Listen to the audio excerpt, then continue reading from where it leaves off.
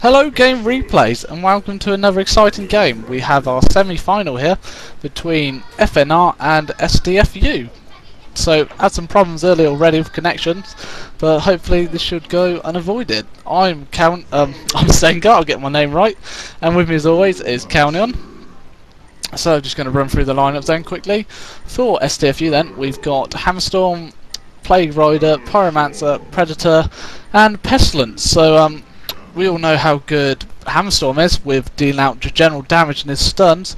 Always coming effective, able to get multi-targets. Plague Rider, unfortunately I didn't able to see the bans, so he's a nice pick to get. Good babysitter with his Curse Shield and his ultimate. If the creep waves are cleared, pretty darn effective in dealing out strong damage. Then we have Pyromancer then. We all know, once again, I'll repeat the same word, that he does good stuns in the combination with his ultimate and his first spell with the fire wave, the Phoenix.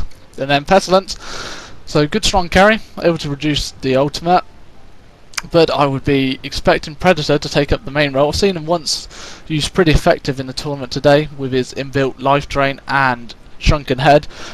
Makes him pretty deadly once he gets in close. We'll see if he's going to be forcing. I suspect he might be, but well, actually saying that, he probably won't be, to be able to give the lane a bit more strength with what he's got with Pyro. And then for FnR, we're going to have Ophelia. We all know, excellent jungler, able to take control of minions, get some stun locks if you choose Minotaur. But with some of these new creeps coming out, neutral creeps, you might see some different use of them. Some dealing out better attack. Then we have Pharoah, obviously great initiator, one of the best around. If he gets a staff of the master with his ultimate, is pretty much able to get right in someone's face and nearly always guaranteed to kill if you've got backup around. Then with him, we're going to have Valkyrie, Arrow, greatest stun in the game, or one of them. Obviously does it with a single target. It's always good to get in there. And invisibility, good escape and ganking mechanism if used late game to getting close to the whole team. One hero I'm particularly happy to see is Deadwood. Great new hero. We'll see if he's used effectively or to what extent. Can be built as a carry if wanted, so might be seeing it, or just in a general more damage role. But for the lineup they've got, I might be seeing him carry. And as always, we have Demented Shaman, who is arguably one of the best babysitters in the game. So they're all going to start going to their respective lineups. We're going to have a Predator mid here against Pharoah. So it's quite a nice one to see. Maybe they probably realised that they might put Pharoah mid and chose to put Predator to contend with it. He should be able to get some nice farm if he can get his last hidden game on. And then we have Hammerstorm and Plague Rider together against Deadwood and Valkyrie. We're going to see Ophelia, it's got haste, was farming the enemy's jungle. Risky manoeuvre, but able to do it early game until some people go out of lanes. And then up top then we're going to have Demented Shaman then soloing against Pyro and Pestilence. So yeah, definitely good for Demented Shaman to get those early levels to be able to use his heals effectively. It's always nice to get a hero that isn't so dependent on items such as Demented Shaman and more on his actual spells. To get level up, that'll always be pretty handy. And then Hammerstorm below is probably going to get some nice farming going if Play can always keep spamming his I think Contagion. I'll probably just pretty much obliterate the pronunciation of that one, and then get it back with his Extinguish, his own little mana drain. So I expect them to have quite a bit of control over the lane and maybe make a move on Deadwood or Valkyrie as the lane goes on. Probably more Deadwood, obviously, as Valkyrie's got its own inbuilt leap escape mechanism. Middle-wise, let's see how this goes. We at the moment then we're going to be seeing Predator on around, let's have a quick look, 7 creep kills to 6 creep denies, whilst we're going to have Last Dragon playing as Pharoah on 8-1. So denies so far in favour of Chappie as Predator, which is nice. Top though, Demented Shaman getting quite a bit of damage, nearly took out Pestilence though with his Entangle combo. Little mini stun at the end, always nice to see, helping out. Pestilence is going to have to pop the potion probably a bit early, don't want to be using it so soon, especially against a lone target like that, but Pharoah wants it out for blood now, and if he's not careful he might get it. Pyro's going to try and cut him off, he's going to look for the stun, but moving target makes it hard to hit. Does predict well. Pestilence is getting creep blocked though. Dodged each side here. They're only attacking him one bit at a time. He's taking a long time to go down. Probably going to be able to re-heal himself. Tries to put the potion. Potion unable. No flight on Pestilence yet. Got early gore. Probably the wrong thing to do, but finally gets it. Chooses to get gore instead. Might have been a wrong move. Could have got it a lot easier with a early flight, but finally goes down. That's the danger of having a solo lane against two strong stuns. If you're not careful, they can easily get in there and do some damage.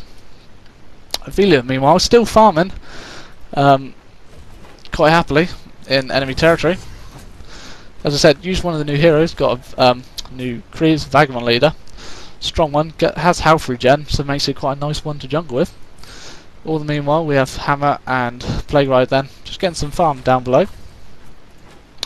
Predators taking a bit of damage here from Pharoah, using some Hellfire every now and again just to keep him back. We'll see who gets the upper hand on the bottle, the rune. So we see Pharoah, obviously he's getting it now, he's got his bottle, so he's going to be trying to get as much as possible to help with his ganking as the game progresses, but all the while just going to get the upper hand, able to deal damage onto Predator and regain health, whilst Predator doesn't have that luxury. So leveling up here, we have Deadwood going around clearing some path here.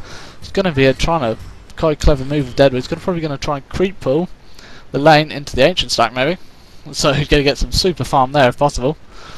So it's going to come in very handy, turning the tide on a otherwise uncreep pullable lane from the Hellborn side, should I say, whilst not that of Legion.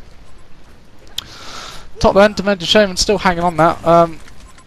Oh, action bottom then. We're going to see Deadwood coming in, cutting down those trees pretty fast. Ophelia coming in to help. It's a blessing of being on the opposing side. Plague runs away, can't get away quick enough. So I think finally they might have noticed that Ophelia is actually inside their territory, and rather not in their own jungle. Costly mistake, maybe. But I'm sure they probably won't do it again. Deadwood clearing massive trees. Always fun to watch, but serves its purpose by getting in close to be able to gank more. We're going to see Plague joining back into the lane and going to just chase Valkyrie off, really. Demented Shaman top then. Let's see how he's doing in regards to just creep kills and creep denies. I believe he won't be getting the best of them. 16 and 4.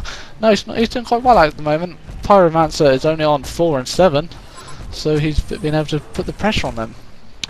Oh, there you go. Ophelia has been spotted by Hammerstorm. Beaten down. Ophelia just realised Plague is not getting close enough to do some damage here. Ophelia wants to take out. Going to use the Vagabond. It's got the slow on him, or the Sable. Here we go. It's going to get taken out.